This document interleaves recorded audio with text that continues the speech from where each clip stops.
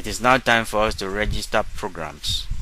For example, BSc Business Administration Regular, BSc Business Administration Part-Time, BSc Computer Science Regular, BSc Cyber Security Regular or Part-Time, so on and so forth. All those are different programs, several of which can be in a single department. Register new program.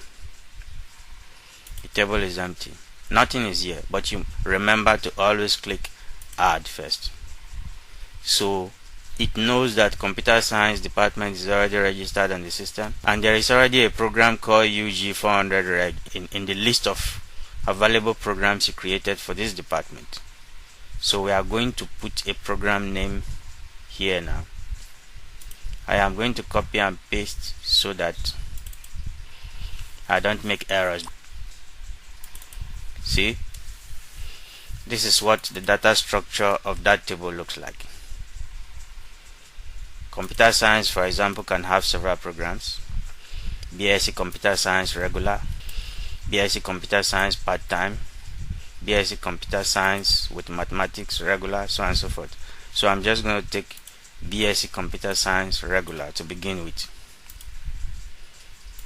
and we'll put it here. So you click OK. You can still add. I can add BSc Computer Science Part-Time as a program. That also runs, is a 4-year undergraduate regular program, even though because it is part-time they spread it across 5 years, but it's still a 4-year program. It's still the same. The course codes are still the same, up to CSA 400. It doesn't go beyond that. So it's also a 4-year undergraduate program regular.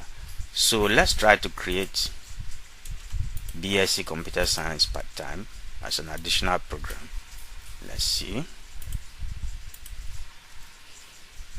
Okay, so we now have two programs in the Department of Computer Science.